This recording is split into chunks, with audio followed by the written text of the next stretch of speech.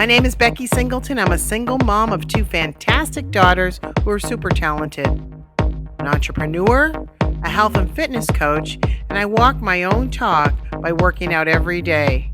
Motivational speaking, Reiki practitioner healer are some of the things I love to do. I've survived cancer. I'm also an agent of change at the highest level. But what I enjoy the most is cooking for the ones that I love. So join me in leveling up and being more happy, healthy, and fit. Hi everybody, I'm Becky Singleton and you're on Happy, Healthy, and Fit today. We're going to be talking about children's safety and water. Very, very important. Very important. Too many children lose their lives every year to drownings. And we're going to show you some techniques that if you can teach your children how to float on their back and some techniques to help them save their life, it'll be very important. This is a very important message today. I also want to tell you that we need to continue to social distance. We need to wear our masks in public and we need to wash our hands. Thank you so much, and here we go with Happy, Healthy, and Fit.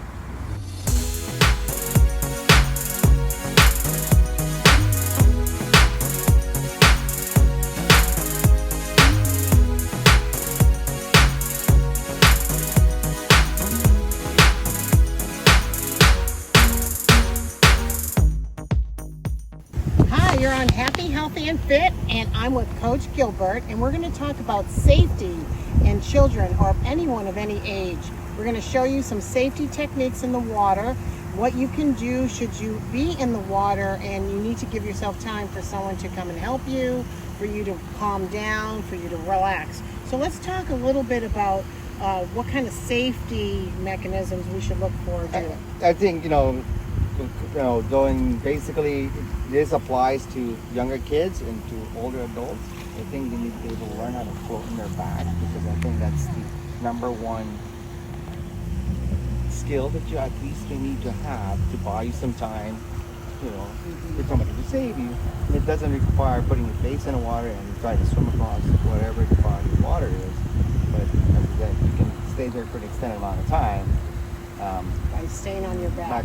So let's talk about that, because when I think about being on my back when I first started to swim, I got so a little nervous. Oh my God, it's in my ears. And you have to relax, right? And so breathe. Would you consider breathing? And by being on your back, you can pretty much breathe or anytime you want. Right. Unless you put your face in the water, that's a little bit more difficult and doesn't help you relax. Right. Therefore, in that position, if you get comfortable on your back, then it's a great thing, because you can be there for an extended amount of time, enough for what about moving your arms? Well, you can move your body across the pool in the back and not having to worry about the breathing, because that's the biggest. When we teach people, kids, young and old, and even adults, the hardest thing for them is learning how to breathe. Right. It's difficult because it's a natural way to breathe. Right. We're up here on land, you can breathe anytime you want. Therefore, by learning how to do it in your back, and you can still do movements to propel you going somewhere, but you don't have to worry about breathing out of it. So my older daughter said, I'm not a great swimmer, but I can float on my back. And, I'm happy that she knows how to do that, and she's an adult. So we're going to show them how to float on their back. Mm-hmm. Is there any other technique that we'll show them today? I mean, obviously, I think that's number one right now. And I think they're able to get on their stomach and learn to propel yourself forward. A little bit advanced based on the floating in your back first. The next step is to propel you to get to safety. And I think that's the next step after floating in your back. You mentioned something earlier about swimming with a buddy. Always making sure that they're not alone. Absolutely. I think that's always an old rule before, that you're always swim with a buddy, especially when there's no lifeguards or any body water. And obviously the pool, you can see the bottom of the pool. Hopefully the pool's clean. Yeah. But in other natural bodies of water, you can't really see what's down there. So it's more of a safety issue. So it's common sense sometimes, But sometimes we just need to hear it again. Yes, I think swimming with somebody in case something happens, because accident happened, and the worst thing is having an accident and you're by yourself. That's where it is. The other thing I want to point out, we had a family member recently drown and in a lake in New Hampshire, and he was with his buddies, but the buddies took off. And no one realized he wasn't with them anymore until it was too late. Now, you got to stay together. You can't leave each other. And you've got to make sure that everybody's an equal balance of swimming, like swimmer skill. So I don't know the full details, but I would assume that maybe the other boys were maybe a little more advanced in swimming, and he was trying to keep up and didn't want to say he couldn't keep up. I don't know. But I want us to all know safety in numbers. Absolutely. Especially in the water. I mean, you never know what's, if somebody's there, you can look, help for each each other that way. Throw something to them. Yes, a rescue. Help to, tag on to them sometimes. I mean, anything, even in pool, kids playing around, sometimes it's better when there's at least two of them swimming, because as I said, something happens, somebody can call for help. Right. Or at least initially help the other swimmer. But it's just the importance of having somebody to swim. Well, I hope those tips really help you. We're showing you now some of those tips and tricks with Coach Gilbert.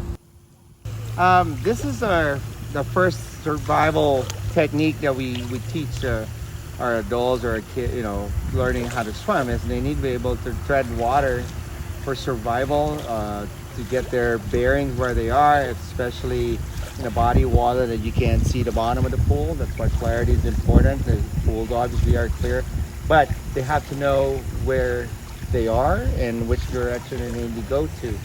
So once they do that, and you don't have to necessarily do the competitive strokes in order to survive.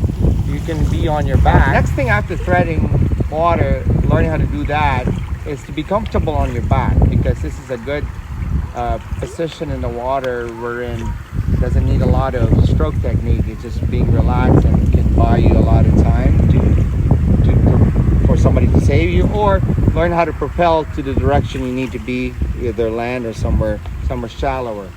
So with Jalen, I would like you to propel towards the end of the pool, and you don't have to worry about the breathing in and out of the water, because your face is constantly out of the water.